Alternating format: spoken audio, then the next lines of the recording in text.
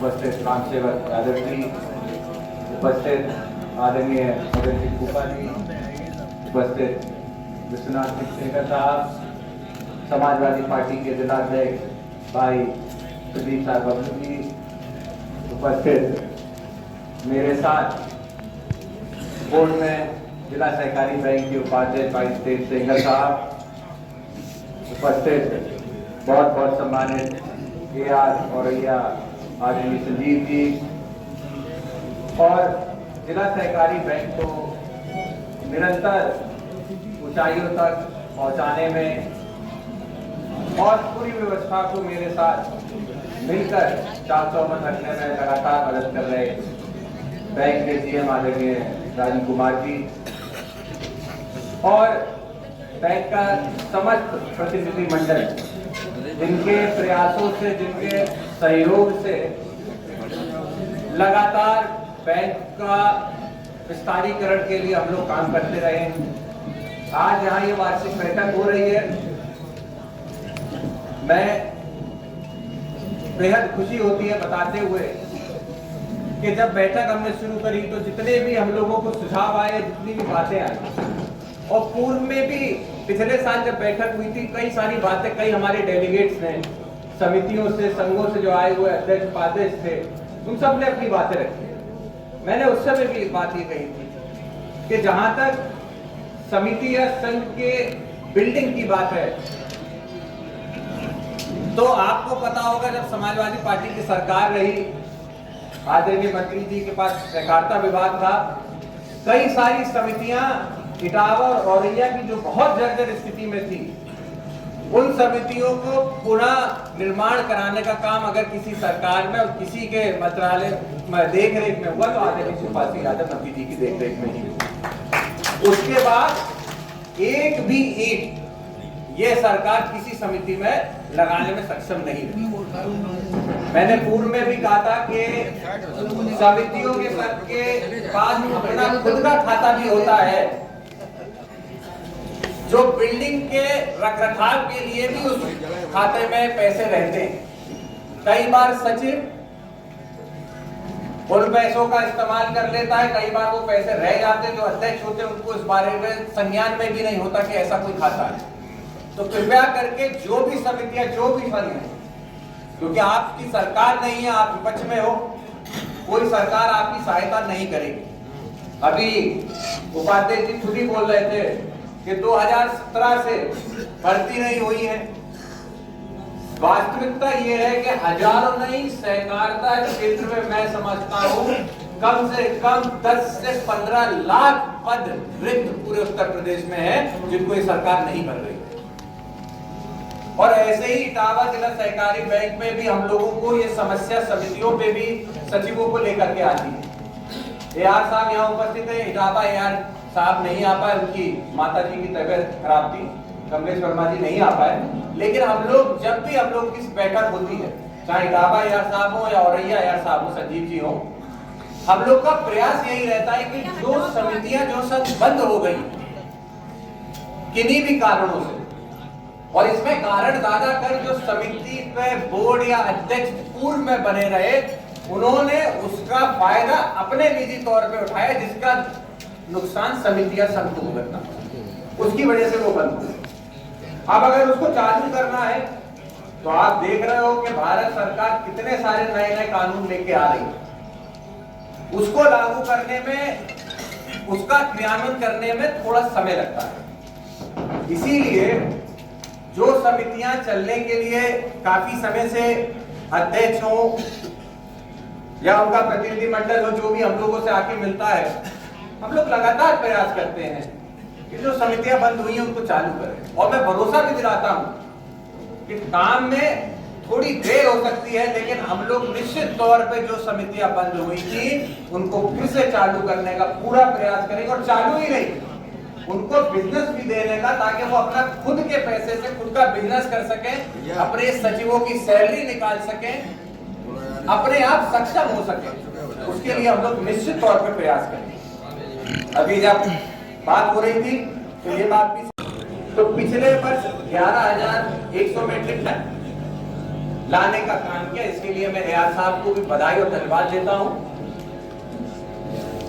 तो जहां तक वितरण की बात है, उस पर हम लोगों का नहीं चल पाता है, वो सरकार और प्रशासन अपने अंडर रखता है। लेकिन खाद तो आई है और बड़े पैमाने पे आई है।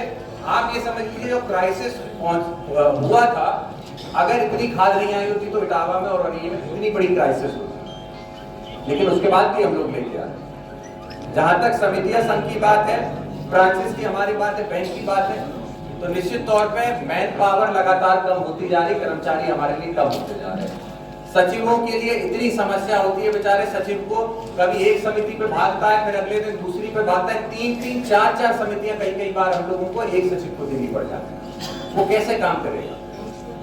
ऐसे में जो मैन पावर कम है, हम तो यही अनुरोध कर सकते हैं कि आने वाले समय पे सरकार हम लोगों को अधिकृत करे, हम लोग और लोगों को इसमें सचिवों को या समितियों को अधिकृत करे, ताकि वो लोग अपने कर्मचारी रख सके, अपने काम, उनकी समितियां चले, काम उनके हो सके।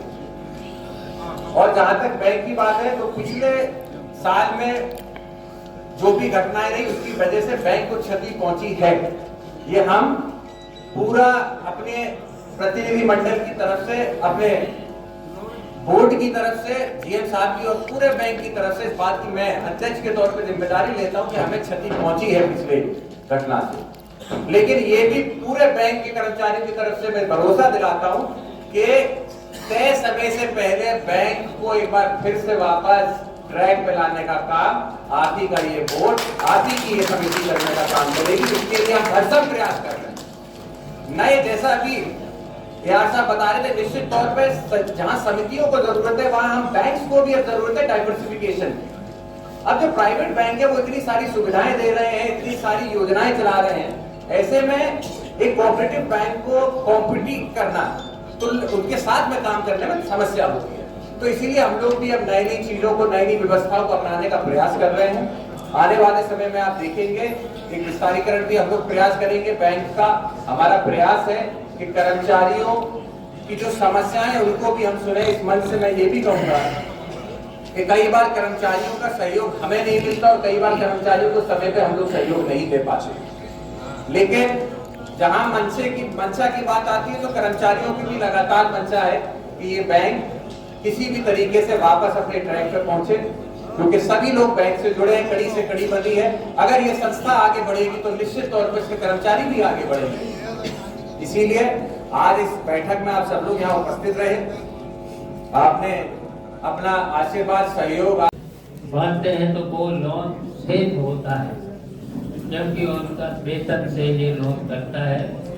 लेकिन पता नहीं क्यों यहाँ के अधिकारी कर्मचारी उसमें देरी करते हैं।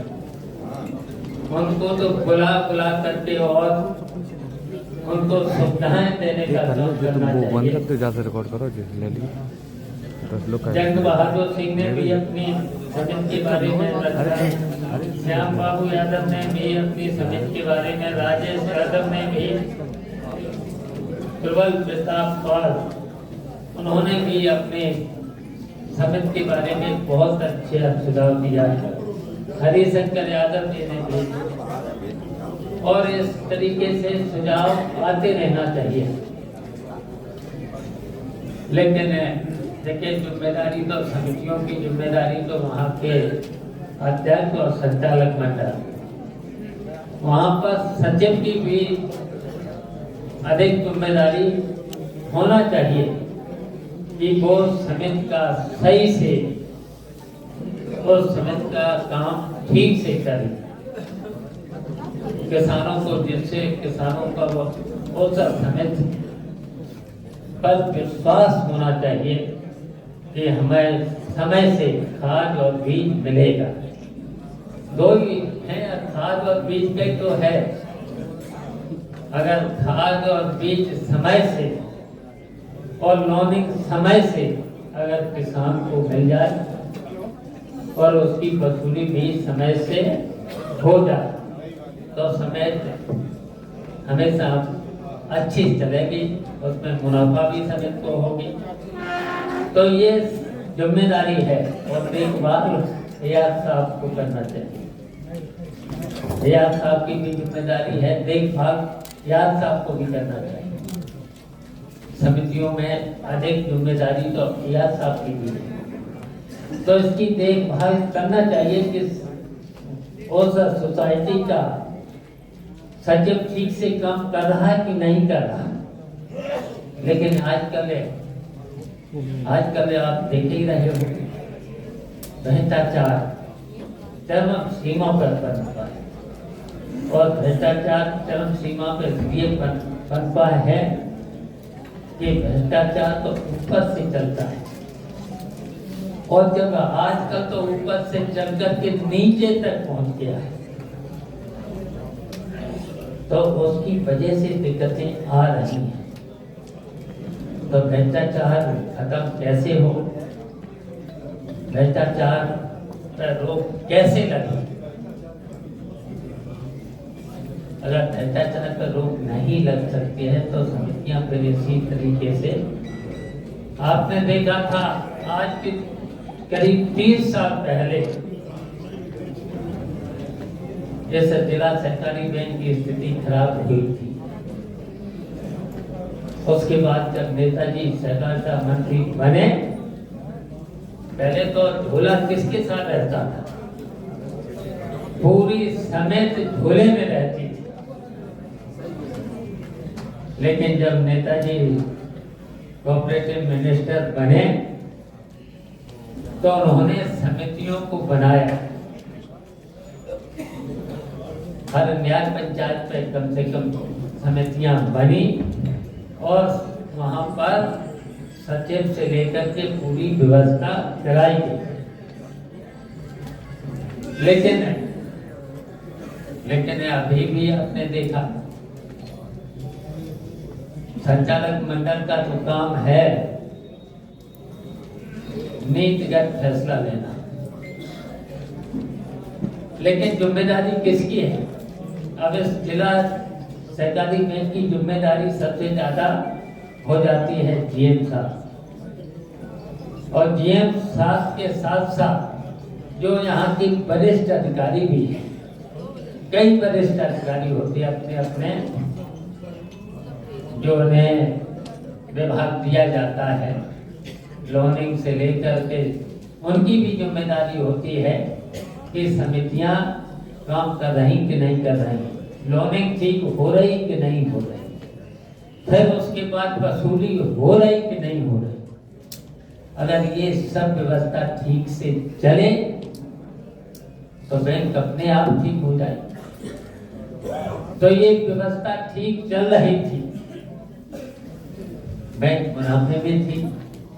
जब बैंक मुनाफे में थी तभी तो ये बिल्डिंग बनी। बैंक की अच्छी स्थिति थी, लेकिन किन्हीं परिस्थितियों पर बैंक की स्थिति थोड़ी सी डाउन हुई। तो डाउन किन्हीं कारणों से हुई, लेकिन हम कहेंगे, अध्यक्ष जी से भी कहेंगे और संचालक मंडल से, उपाध्यक्ष जी से भी और संचालक मंडल के सभी सदस्यों से, इसमें निर्णय तो अध्यक्ष जी को लेना है।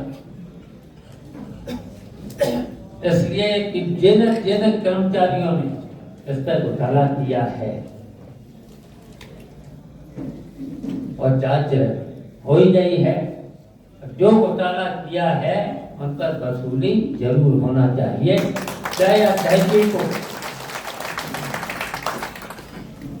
सीनियर अधिकारी रजिस्ट्रार हो, प्रमुख सचिव सरकार का हो, चाहे मुख्यमंत्री तक मिलना पड़े।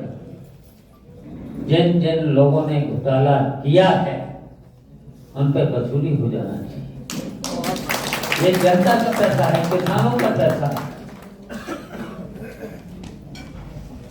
ये हो जाना चाहिए। ये परंपरा किसी ऐसे नहीं होना चाहिए कि कोई बैंक में जनता के पैसे का घोटाला कर जाए। इस पर सख्ती होना चाहिए। और जीएम साहब से हम कहेंगे कि निर्णय होना चाहिए, देरी नहीं होना चाहिए।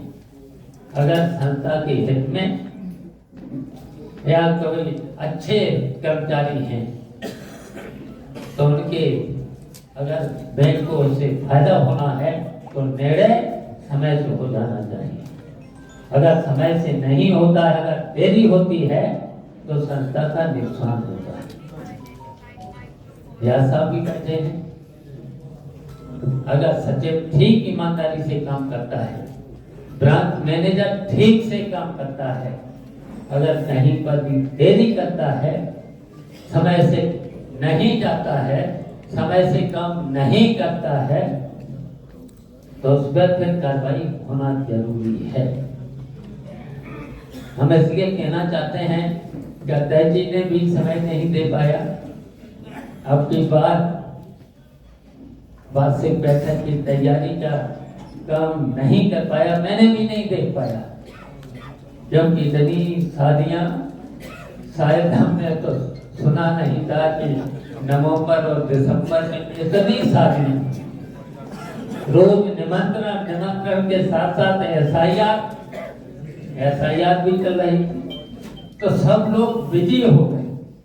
लेकिन उसके बावजूद भी आपने देखा है इस बैंक पर भरोसा है, संचालक मंडल पर भरोसा, अध्यक्ष जी पर भरोसा है यहाँ के डेलीगेट्स को, उसके बावजूद भी यहाँ पर इतनी बड़ी संख्या में यहाँ उपस्थित हो गए। तो इसलिए मैं वैसे जहाँ तक खाद और बीज का व्यवसाय है, और तो व्यवसाय तो और सरकार को सोचना चाहिए था, क्योंकि अब तो हाईटेक जमाना है, डिजिटल का जमाना है, तो व्यवसाय तो और भी देना पड़ेंगे, व्यवसाय तो और भी सोचना पड़ेगा। व्यवसाय की कमी थोड़े हैं, जरा से प्राइवेट लोग तो यहाँ तक पहुँच जाते हैं, लेकिन अब सोचना चाहिए नाबार्ड कितना ब्याज देती है। जैसे और भी संस्थान विभाग हैं, उन विभागों तो लोन दे देते हैं, लेकिन कोऑपरेटिव को भी अगर कम रेट पर ब्याज दे दिया जाए, अगर 4% 5% पर ब्याज दे दिया जाए, तो यहाँ भी व्यवसाय अच्छा हो सकता है। तो ये सरकार को सोचना चाहिए था, जब हम अगर सहकारिता मंत्री थे, अगर सीनियर अधिकारी मुझे सुझाव दे देते तो निश्चित में, क्योंकि बजट ही तो देना था, और अगर बजट 4% 5% पर अगर कोऑपरेटिव को अगर लोन दे देते, नाबार्ड की जगह सरकार अपने बजट से दे देती, तो बहुत अच्छी फायदा हो सकती, सुविधाएं बहुत हो सकती थी। कितना देना था, और विभागों को तो कितना बजट दिया जा रहा है, लेकिन कोऑपरेटिव विभाग को तो अगर 5 करोड़ ही दे दिया जाता, 10 करोड़ दे दिया जाता, वो तो केवल 1 साल के तो लिए देना था, 1 साल के अंदर ब्याज नहीं चुका देती थी, तो किसानों को बहुत सुविधाएं मिल सकती थी। तो सरकार को ये सुविधा देना पड़ेगी, और इसलिए देना पड़ेगी कि किसानों के खाद बीज से लेकर के सुविधा कौन देती है? कोऑपरेटिव बैंक समितियां, लेकिन इस पर निगाह जीएम साहब को भी देना पड़ेगी, रियाज साहब को भी देना पड़ेगा, रियाज साहब को भी देना पड़ेगी। लेकिन अब देखिए, जहाँ पर घोटाला हुआ है, तो सरकार को देखना चाहिए था, रियाज साहब को ठीक से रिपोर्ट लगा करके देना चाहिए था। और धारा कौन सी है, उसमें कार्रवाई होनी चाहिए, 68 और 68(2) उस पर कार्रवाई करना चाहिए, रजिस्ट्रार साहब को भी करना चाहिए था। और 92 में कार्रवाई हो जाना चाहिए था, तो फिर किसी की हिम्मत घोटाला करने की नहीं पड़ेगी। ये कार्रवाई क्यों अब देर हो रही है? वादा तो बहुत किया था, ना खाएंगे ना खाने देंगे, वादा तो बहुत किया था सरकार। लेकिन अब देरी क्यों? जिन्होंने घोटाला किया है, जो जांच हो चुकी है और जांच में घोटाला आ चुका है, तो उन पर वसूली तो हो जाना चाहिए। तो इतना देर, अगर इतनी देर होगी तो फिर किसानों के सामने दिक्कत आएगी। लेकिन मैं बधाई देना चाहता हूँ अध्यक्ष जी से लेकर के, उसमें हेल्प तो हमने भी करी है, खाद की कमी नहीं। देखिए यहाँ खाद की कमी नहीं रही। मैंने कृपको से भी तो रैक भिजवाई, कृपको से तो कितनी रह के आई लिया साहब जले मेरे कहने से 2 आई, और कृपको से कितनी आई बताइए? 4। 2 तो खैर आई, पहले ही आ गई थी, 2 फिर हमने भिजवाई कृपको से और कृपको से 2-2। अगर इतने रहते नहीं आई होती तो बताओ क्या हाल होता। और जब जब समाजवादी पार्टी की सरकार रही, कोऑपरेटिव मिनिस्टर हम भी रहे, बताओ कभी खाद की कमी पड़ी? और यहाँ तक कि दूसरे विदेश के लोग यहाँ ले जाते थे, हम नहीं रोकते। वहाँ भी किसानों के पास कमी थी, तब हम लोगों ने उत्तर प्रदेश के इफ्को ने खाद दूसरे प्रदेशों से भी यहाँ के लोग, यहाँ की समितियों से लोग ले गए। हम लोगों ने मना नहीं किया है, इसलिए नहीं किया कि किसान हैं, परेशानी में हैं। लेकिन अब की बात संकट आया था, लेकिन उस संकट को कुछ अव्यवस्था होने के कारण, लेकिन खाद की कमी नहीं थी यहाँ पर, शुरुआत में पड़ी, लेकिन हम लोगों ने तुरंत व्यवस्था यहाँ पर कराई थी। इसलिए यहाँ के लोगों को यह आशा ये था, भरोसा है, तभी इतने लोग यहाँ आ गए। लाइनें नहीं लगी, सही है। और जिस दिन ने हमसे टेलीफोन किया, तुरंत मैंने याद और वहाँ के सोसाइटी के सचिव को जैसे ही मैंने टेलीफोन किया तो उन्होंने तुरंत वहाँ खाद उपलब्ध करा दिया। तो इसलिए आप धन्यवाद देते हैं यार साहब आपको, जेएम साहब आपको भी। लेकिन अब कोई निर्णय लेने में देरी नहीं होना चाहिए।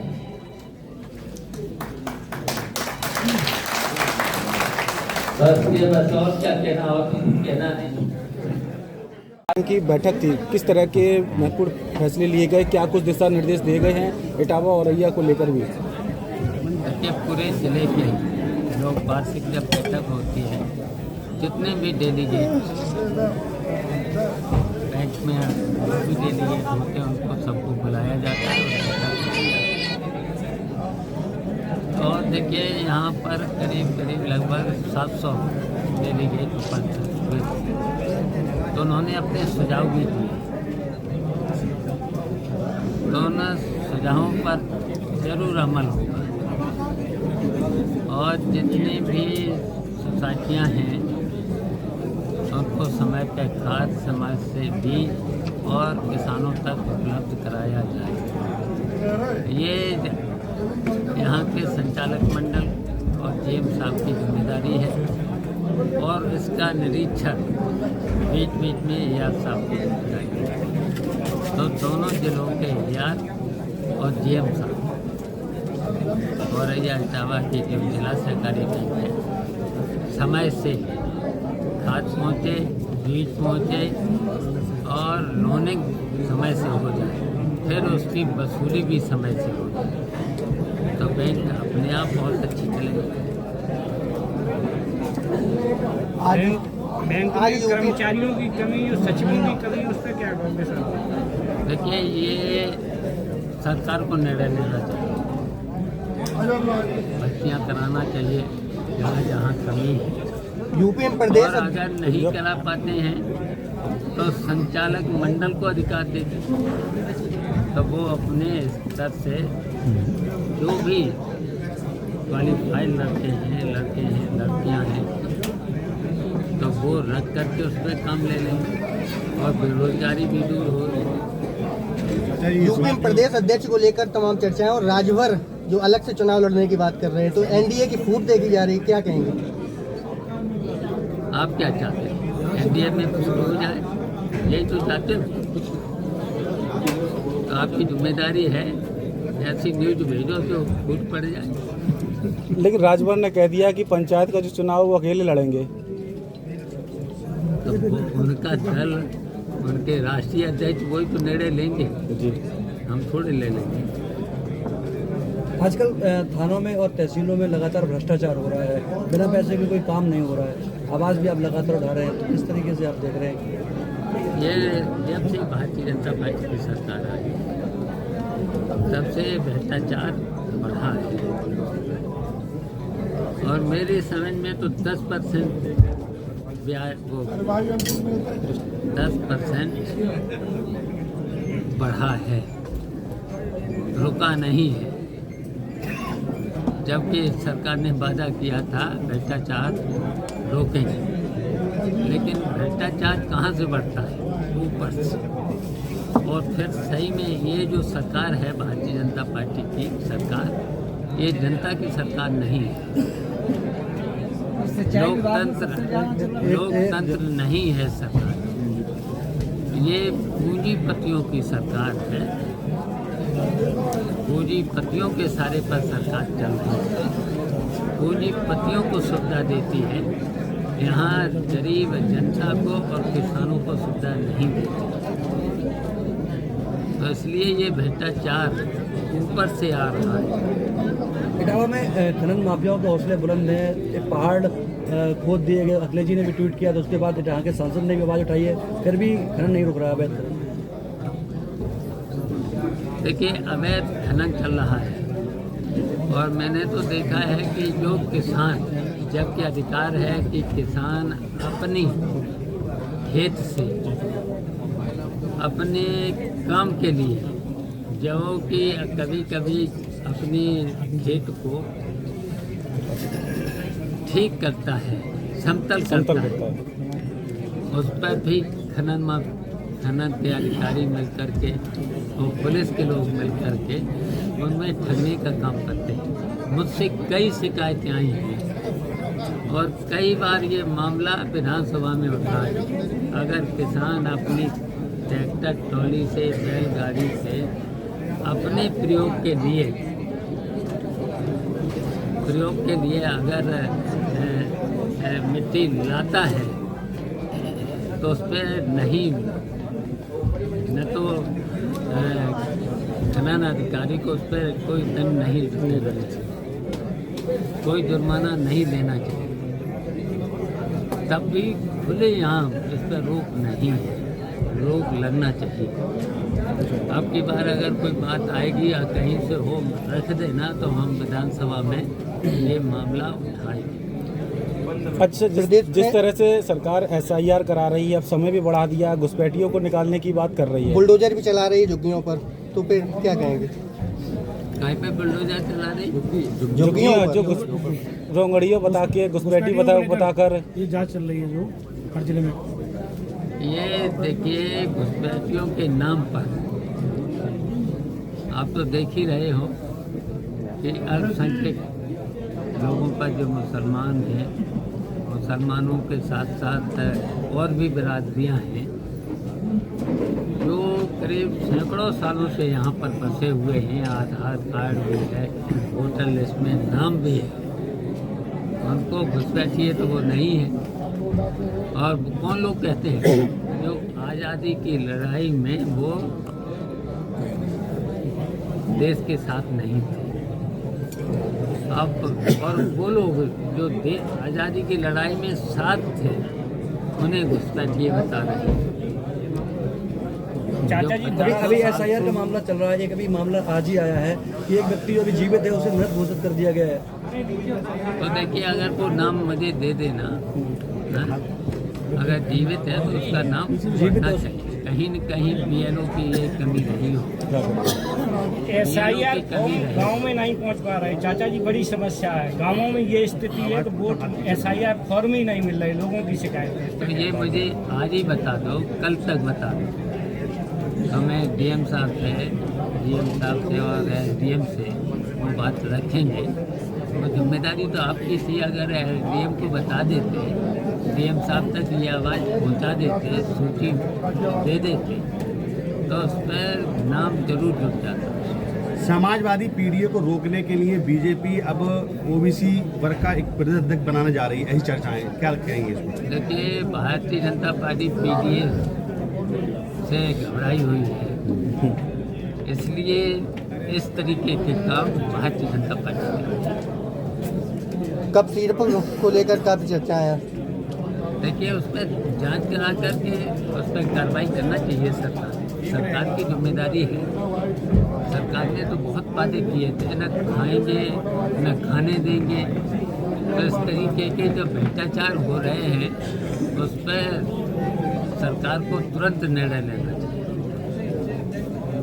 नहीं ले पा रही है, किन कारणों से नहीं ले पा रही है ये तो आपको भी पता है। वो आप लोग अखबारों में न्यूज़ पे कभी देते नहीं, तो इस पर अगर आप दे सको समाजवादी पार्टी देना चाहिए, इसमें सहयोग करना चाहिए, मीडिया के लोगों को भी सहयोग करना चाहिए। अभी बिहार में चुनाव हुआ है, वहाँ पे कहा गया कि वोट चोरी हुई, क्या आप लोग रोक पाएंगे वोट चोरी 2027 चुनाव में? देखिए, हम उत्तर प्रदेश में अपने संगठन के बल पर और अभी जो SIR हो रहा है, तो देखिए जो सही वोट हैं, सही वोट न रहने पाए वो बन जाए और फर्जी वोट न बने, इसमें हमारे समाजवादी पार्टी के लोग पूरा जी जान लगा करके काम करके, और जब भी 27 का चुनाव आएगा भारतीय जनता पार्टी को हटाएंगे। इटावा में स्वास्थ्य व्यवस्था जो है वो बहुत लचर है, इलाज नहीं मिल पा रहा लोगों को, लंबी लंबी लाइनें लगी हैं, डॉक्टर समय से बैठ नहीं रहे हैं। ये इस मुद्दे को क्या आप उठाएंगे विधानसभा में? बिल्कुल उठाएंगे। चाचा जी, बैंक का भी मामला चल रहा है घोटाले का, तो अभी आपने मंच से भी बोला उसको लेके क्या कहना है? तो बोल तो दिया है। बोल दिया सर बोल दिया।